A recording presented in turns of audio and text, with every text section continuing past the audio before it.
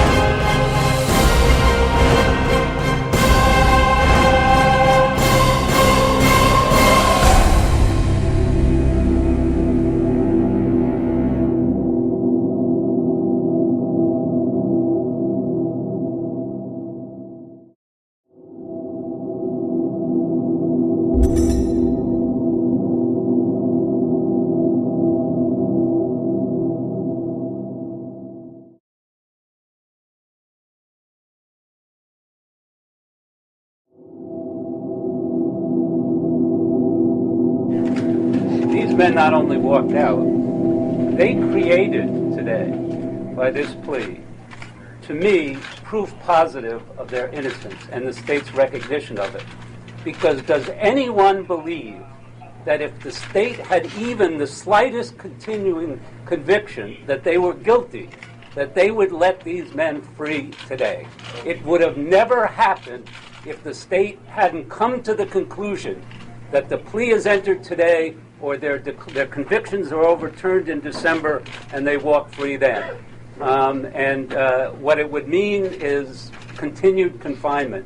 But to me, the state's acceptance of an Alford plea in which they maintain their innocence and releasing them is evidence of the state's recognition of their innocence. How much of an influence what do you think were the factors?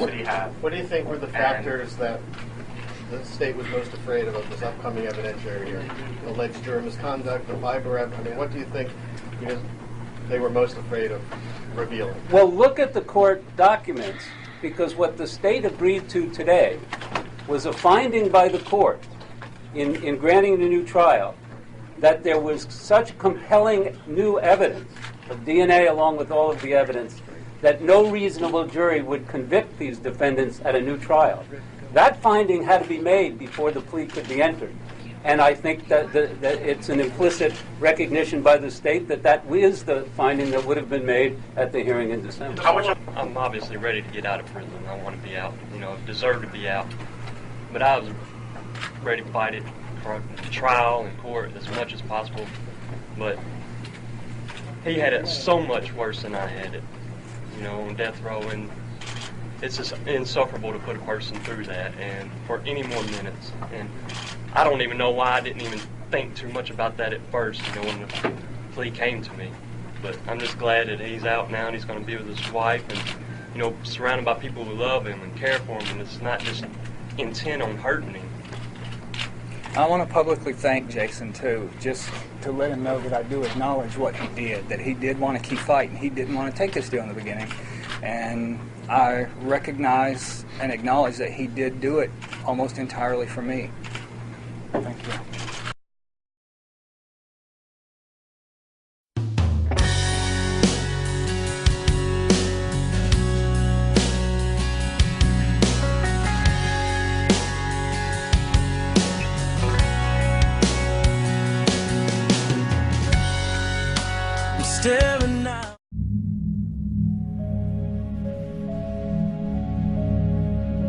Love is not an easy feeling to put into words, nor is loyalty, or trust, or joy.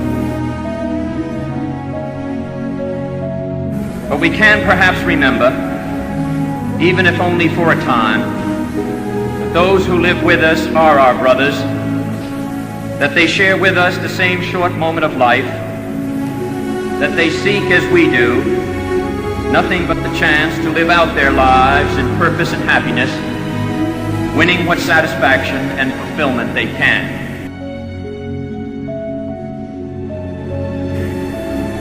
Surely this bond of common faith, this bond of common goal, can begin to teach us something.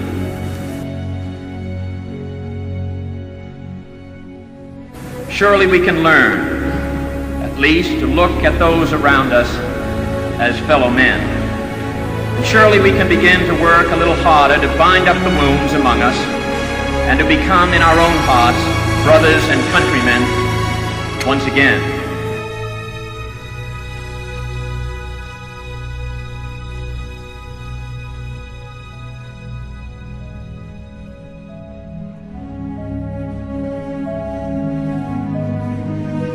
Will not yield to the obsolete dogmas and outworn slogans. They cannot be moved by those who cling to a present that is already dying, who prefer the illusion of security to the excitement and danger that come with even the most peaceful progress. Few will have the greatness to bend history itself, but each of us can work to change a small portion of events. And in the total of all those acts will be written the history of this generation.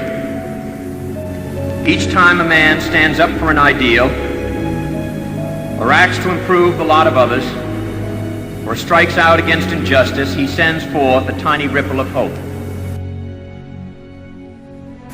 But the work of our own hands, matched to reason and principle, that will determine our destiny,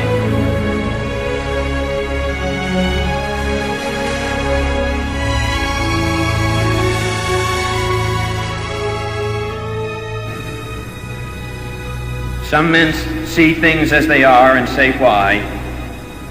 I dream things that never were and say, why not?